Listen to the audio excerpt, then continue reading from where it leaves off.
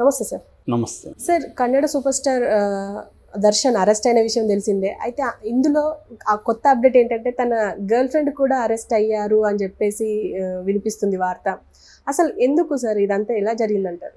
నిన్న మనం చెప్పుకున్నాం. బట్ నిన్న మనకు అన్ని విషయాలు ఇంకా పోలీసులు ఇన్వెస్టిగేషన్లో రాలేదు. ఈరోజు మొత్తం ఇన్వెస్టిగేషన్లో ఒక కొలిక్కి వచ్చింది ఈ కేసు. దీంట్లో దర్శన్తో పాటు దర్శన్ గర్ల్ ఫ్రెండ్గా ఉంటున్న పవిత్ర గౌడ, ఆమె కూడా అరెస్ట్ అయింది.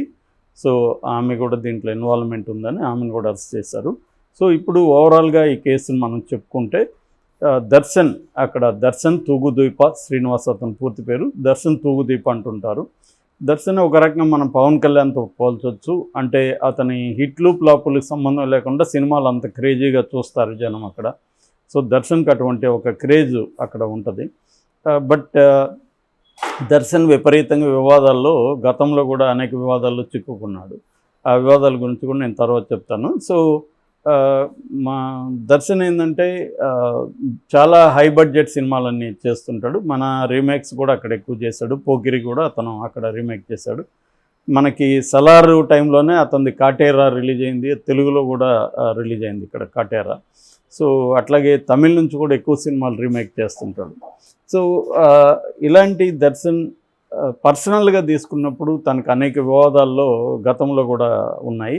అందులో ఒకటేమో అదృష్ట లక్ష్మి గురించి అతని కామెంట్స్. ఒకసారి అంటే అదృష్ట దేవత ఇంటి తలుపు తట్టినప్పుడు మనం ఎప్పుడంటే అప్పుడు తట్టదు, ఎప్పుడో ఒకసారి తడుతుంది. తట్టినప్పుడు ఆమె లోపలికి తీసుకెళ్ళి బట్టలు ఇప్పి బెడ్రూమ్లోకి తీసుకెళ్ళాలి అని కామెంట్ చేశాడు. అది అప్పట్లో చాలా సివియర్గా ఇదైంది. అంటే హిందూ దేవత అలాగా నాకు తెలిసి ఎవరు కూడా ఇలాగా అదృష్ట దేవతను చూసిన వాళ్ళు ఎవరు ఉండరు. మరి తనది ఎందుకు అంత కామదృష్టితో చూశాడు? సరే, దాన్ని చెప్పాల్సిన అవసరం ఏంటి? దానివల్ల బాగా కాంట్రవర్సీ అయింది. అంటే అభిమానులు కూడా అతని మీద కోపం పెంచుకున్న సందర్భాలు చాలా ఉన్నాయి. అట్లాగే అతను ఎక్కువసార్లు పార్టీలు ఇవ్వడం, లేట్ నైట్ పార్టీలు, దానివల్ల చుట్టుపక్కల వాళ్ళతో గొడవలు అవి కూడా ఉన్నాయి. ఒకసారి తన ఇంటి పక్క ఒక మహిళ కారు పెట్టిందని చెప్పి ఆమె మీద కుక్కని వదిలాడు, ఇంట్లో ఉండే పెంపుడు కుక్కని. సో అది వెళ్ళి ఆమె మీద దాడి చేసింది. ఇలాంటివి చాలా వివాదాలు ఉన్నాయి. అన్నిటికంటే తన కుటుంబంలో వివాదం. కుటుంబంలో విజయలక్ష్మి అనే ఆమెని పెళ్లి చేసుకున్నాడు అతను 2013 ప్రాంతంలో, 2003లో పెళ్లి చేసుకుంటే వాళ్ళకి వినీష్ అనే ఒక అబ్బాయి కూడా, కొడుకు కూడా ఉన్నాడు. కానీ ఆమెకు ఇతనికి ఎప్పుడూ గొడవలే. ఆమె 2011 ప్రాంతంలో వెళ్ళి పోలీస్ స్టేషన్లో ఇతని మీద డొమెస్టిక్ వైలెన్స్ కింద కేసు కూడా పెట్టింది. అప్పుడు ఇతను అరెస్ట్ చేసి 14 రోజులు జైల్లో కూడా పెట్టారు. అయినా ఆమె కూడా ఏమంటే విజయలక్ష్మి కూడా విడాకులు ఇవ్వదు ఇతనికి. కానీ ఇతనికి అనేక అఫైర్లు ఉన్నాయి. గతంలో నిఖిత అనే హీరోయిన్తో అఫైర్ ఉందనే వార్తలు బయటకు వచ్చాయి. అట్లాగే ఈ పవిత్ర గౌడతో కూడా ఈయనకి అఫైర్ ఉందనేది ఎప్పటి నుంచో ఉంది. ఆమె కూడా, పవిత్ర కూడా అప్పుడప్పుడు వీళ్ళిద్దరు ఫోటోలు పెట్టడం, వీళ్ళిద్దరు లవ్ గురించి పోస్టులు పెట్టడం ఇవన్నీ చేస్తుంటుంది. లాస్ట్ ఇయర్ ఫిబ్రవరిలో కూడా వీళ్ళ కూతురు ఉంది, పవిత్రకు కూడా కూతురు ఉంది, ఖుషిత అనుకుంటా, ఖుషి గౌడ. ఈ ఖుషి గౌడ బర్త్డేకి ఆ అమ్మాయి కూడా టీనేజ్ అమ్మాయి. అంటే ఈ పవిత్రకి అంతకుముందు పెళ్ళయింది సంజయ్ సింగ్ అనే అతనితో. వాళ్ళకి ఖుషి గౌడ అనే కూతురు ఉంది. ఈ కూతురు బర్త్డేకి తను వెళ్ళడం, కేక్ కట్ చేయడం, ఆ కూతురుతో సరదాగా డ్యాన్స్ చేయడం, ఇవన్నీ వీడియో తీసి ఆమె పెట్టి మా 10 ఏళ్ల అనుబంధం ఇప్పటికి కూడా బ్రహ్మాండంగా ఉంది అది నేను పెట్టింది. దాని మీద ఆమె భార్య విజయలక్ష్మి మాట్లాడినప్పుడు భార్య కూడా అనేకసార్లు పవిత్ర గురించి మాట్లాడుతుంటుంది. దానికి సమాధానంగా పవిత్ర కూడా మా ఇద్దరి రిలేషన్షిప్ భార్యకి ఎప్పటి నుంచో తెలుసు, ఆమె కూడా ఇట్స్ ఓకే అనింది నాతో అనేకసార్లు, ఇప్పుడు ఎందుకు మరి విమర్శిస్తుందని ఈమె కూడా మాట్లాడింది. ఇలా వీళ్ళిద్దరి ఈ ట్రయాంగిల్ డ్రామా ఏదైతే ఉందో ఇది ఎప్పటి నుంచో కన్నడ సినిమా ఇండస్ట్రీలో, కన్నడ పబ్లిక్ లైఫ్లో ఇది అందరికి తెలుసు. ఇది అప్పుడప్పుడు జరుగుతుంటుంది. అయితే ఇప్పుడు ఒక ఎక్స్ట్రీమ్ స్టెప్ దర్శన్ తీసుకున్నట్టుగా అర్థమవుతుంది. ఇదేంటంటే రేణుకా స్వామి అని ఒక అబ్బాయి, అతను మ్యారీడ్, వాళ్ళ భార్య 5వ నెల ప్రెగ్నెంట్ ఇప్పుడు యాక్చువల్గా. సో ఆ అబ్బాయి సడన్గా అతనిది చిత్రదుర్గ, సడన్గా జూన్ 9వ తేదీ బెంగళూరులో ఒక నాలాలో, మురిక్కాలలో శవమై తేలాడు. సో ఫస్ట్ పోలీసులు ఏమనుకున్నారు, ఇదేమన్నా ఆత్మహత్య ఏమనుకున్నారు. తర్వాత ఒక నలుగురు వచ్చి పోలీస్ స్టేషన్లో సరెండర్ అయిపోయారు, మేమే ఇతన్ని చంపామని.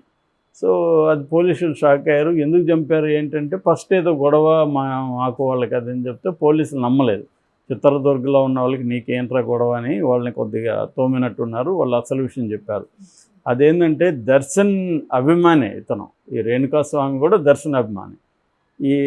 ఇతను రేణుకాస్వామి ఏం చేశాడంటే ఈ ఇందాక చెప్పిన ట్రయాంగిల్ డ్రామా ఉంది కదా, సో అతను హర్ట్ అయ్యాడు. ఒక అభిమానిగా హర్ట్ అయ్యి నా నా ఆరాధ్య దైవం లాంటి హీరో ఇలా భార్యని ఇబ్బందులు పెట్టి ఆమెతో ఉంది. మామూలుగా ఇలాంటి అఫైర్లు ఎప్పుడైనా ఉమెన్ని నిందిస్తుంటారు, so called the other woman. So ఆమెనే నిందిస్తుంటారు. ఇక్కడ కూడా ఇంకొక పవిత్ర కేసులో కూడా మనం వాళ్ళ భార్య శిల్ప నా భర్త మంచోడే కానీ ఆమె చెడిపేసిందని ఇక్కడ కూడా ఆరోపించింది. సో ఇక్కడ కూడా ఈ అబ్బాయి ఏంటంటే ఈ పవిత్ర గౌడేది తప్పు, మా హీరోని చెడగొట్టింది ఈమె, నా హీరో భార్యకి ఈమె నష్టం చేస్తుంది, ఆమెని బాధ పెడుతుంది అని చెప్పి ఈమెకి యాంటీ పోరాటం ఇతను స్టార్ట్ చేశాడు ఈ రేణుకాస్వామి. వీడి జీవితం వీడు చూసుకోవచ్చు, కానీ వీడేంటి నా హీరో జీవితాన్ని కాపాడాలి అని ఇతను బయలుదేరి ఇతను హీరోగా ఈ పవిత్ర గౌడకి యాంటీగా పోస్టులు పెట్టడం, ఆమెకి డైరెక్ట్గా ఆమె నెంబర్ సంపాదించి ఆమెకు తిడుతూ ఆమెను రకరకాలుగా మెసేజ్లు పెట్టడం, ఇవన్నీ ఒక రకమైన హరాస్మెంట్ చేయడం స్టార్ట్ చేశారు. వీళ్ళ దృష్టిలో హరాస్మెంట్, అతని దృష్టిలో పోరాటం. సో ఫ్యామిలీకి అతన్ని అంటే దర్శన్ని కాపాడే పోరాటం అతను తనకు తానే తీసుకున్నాడు. సో దీంతో వీళ్ళకి ఈమె ఏడుస్తూ ఇతనితో చెప్పడం, దీంతో ఇతనికి కోపం వచ్చింది. మామూలుగా అయితే కోపం వచ్చినప్పుడు ఫస్ట్ సామధాన భేద దండోపాయాలనే ఒక ఉంటుంది, ముందు ఎవరికైనా చెప్పించడం వాడికి, ఇవన్నీ చేశారా లేదా ఇంకా తెలీదు. ఏదేమైనా ఇతను ఎవరికో చెప్పాడు. తన ఫ్రెండ్ వినయ్ అని ఒక ఇండస్ట్రియలిస్ట్ ఉన్నాడు, తనకి ఒక స్టోనీ బ్రూక్ అని ఒక రెస్టారెంట్ ఉంది, ఇతను ఫ్రెండ్స్ అనమాట. అతను ఫైనాన్సర్ కూడా, ఫిల్మ్ ఫైనాన్సర్. ఈ వినయ్కి ఏదో చెప్పినట్టున్నాడు. సో వినయ్కి హోటల్ ఉంది కాబట్టి కొంత రౌడీలు వీళ్ళతో కొంత సంబంధాలు ఉన్నాయి. అలాగా ఎవరినో ఇతను అపాయింట్ చేశాడు, మీరు వెళ్ళి వాడిని తీసుకురండి అని. సో వీళ్ళు చిత్రదుర్గ వెళ్ళి, ఇతనేమో అక్కడ ఒక అపోలో మందుల షాప్లో పనిచేస్తాడు ఈ రేణుకాస్వామి.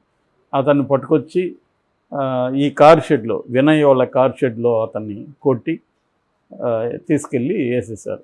తర్వాత వాళ్ళకి భయం అయింది, వెళ్ళి సరెండర్ అయిపోయారు. అంటే పోలీసులకి ఇది సరెండర్ అయితే కొంత తక్కువ కొడతారు, లేక పట్టుకుంటే ఎక్కువ కొడతారు అని వాళ్ళకి ఏదో ఉంటుంది. అలాగే వెళ్ళి సరెండర్ అయిపోయారు. సరెండర్ అయ్యి వాళ్ళు క్లియర్గా ఏం చెప్పినారంటే దర్శన్ చెప్తేనే మేము చేసామని చెప్పేశారు. అంటే దర్శన్ వీళ్ళతో కూడా మాట్లాడినట్టుగా ఉన్నాడు. సో ఇది చెప్పాడు. సో దీంతో ఇలా చంపేశారు. దర్శన్ ఏమంటున్నాడంటే నేను బెదిరించమని చెప్పాను తప్ప చంపమని లేదని అంటున్నాడు. వాళ్ళు మరేమో చంపమని అంటున్నారు. సో ఇదంతా కోర్టులో తేలాలి. ప్రస్తుతానికైతే ప్రియురాల కోసం దర్శన్ హంతకుడుగా మారాడు అన్న వార్త విపరీతంగా వైరల్ అవుతుంది. దీంతో ఈమె రోల్ కూడా ఉంది. ఎందుకంటే ఈమె ఇన్స్టిగేట్ చేసి, ఈమె గొడవ చేసి అతన్ని నువ్వు ఏదన్నా చెయ్యి అని చెప్పి దర్శన్ని ఈమె ప్రెజర్ పెట్టడం ద్వారానే దర్శన్ ఇది చేశాడు అని పోలీసులు ఆమెను కూడా అరెస్ట్ చేశారు నిన్న. సో ఇప్పుడు ఆమెను, ఈ వినయ్ను, దర్శన్ను చంపిన మొత్తం 13 మందిని ఇప్పుడు అరెస్ట్ చేశారు పోలీసులు. సో దీనికి సంబంధించి ఇంకొక సైడ్ వార్త ఒకటి వైరల్ అవుతుంది. అదేంటంటే 3 పవిత్రులు కన్నడ వాళ్ళు, అందులో 2 మనకు తెలుగు వాళ్ళకి తెలుసు, ఈమె తెలియదు కానీ తెలుగు వాళ్ళకి ఇంకిద్దరు తెలుసు. ఒకటి పవిత్ర లోకేష్, నరేష్ను పెళ్లి చేసుకుంది. ఆమె కూడా భర్తను వదిలేసి రెండో అతనితో పెళ్లి కాకుండానే సహజీవనం చేస్తుంది. ఇంకొక పవిత్ర మొన్ననే చనిపోయిన పవిత్ర జయరామ్ ఆమె పేరు. ఆమె ఇక్కడ ఆల్రెడీ ఆమె కూడా భర్త పిల్లలు ఉంటే భర్తను వదిలిపెట్టి ఇక్కడ చందు అని అతనితో సహజీవనం చేస్తూ, అతనికి మళ్ళీ భార్య పిల్లలు ఉన్నారు. సో ఈ 3 పవిత్రులు. సో ఇక మీద పవిత్ర అని పేరు పెట్టాలంటే కూడా తల్లిదండ్రులు ఆలోచిస్తారేమో అని ఇదొక వార్త వైరల్ అవుతుంది. ఏదేమైనా ఇది అంటే దీని నుంచి టేక్ అవే ఏంటంటే, నేను చాలాసార్లు చెప్తుంటాను, క్రైమ్కి వెళ్ళకండి. కాన్ఫ్లిక్ట్ రెజల్యూషన్లో క్రైమ్కి వెళ్ళడం అనేది ఎప్పుడు డేంజరు. కాన్ఫ్లిక్ట్ రెజల్యూషన్కి అనేక మార్గాలు ఉంటాయి. ఇప్పుడు ఈ అబ్బాయిని డీల్ చేయడానికి అనేక మార్గాలు ఉంటాయి. ఈ అబ్బాయి ఖచ్చితంగా ప్రాబ్లం క్రియేట్ చేశాడు, నో డౌట్. ఎందుకంటే ఆమె ఒక మహిళ, ఆమెకు ఉండే ప్రాబ్లమ్స్ ఆమెకు ఉంటాయి. ఇతను ఊహించుకొని నేను మా హీరో కుటుంబాన్ని కాపాడాలని ఇతను వెళ్ళడం అతను తప్పు. సరే, అంతవరకు ఓకే. కానీ దాన్ని డీల్ చేయడానికి అతనికి తెలిసిన వాళ్ళు ఎవరు, అతని ఫ్యామిలీ ఏంటి, అతనికి ఎలా చెప్పాలి, ఇవేవో చేసి ఉండొచ్చు. ఇవి లేకుండా షార్ట్ కట్గా క్రైమ్ని ఎంచుకోవడం వల్ల ఇప్పుడు అతను ఒక అతనికి ఛాలెంజింగ్ స్టార్ అని కూడా బిరుదు ఉంటుంది. చివరికి అతనే ఇటువంటి ఒక లైఫ్ ఛాలెంజ్లోకి ఇరుక్కుపోయాడు. అతని కెరీర్ ఖచ్చితంగా దెబ్బతింటుంది. దీనివల్ల ఇప్పుడు ఇతని మీద ఆల్రెడీ సగం సినిమాలు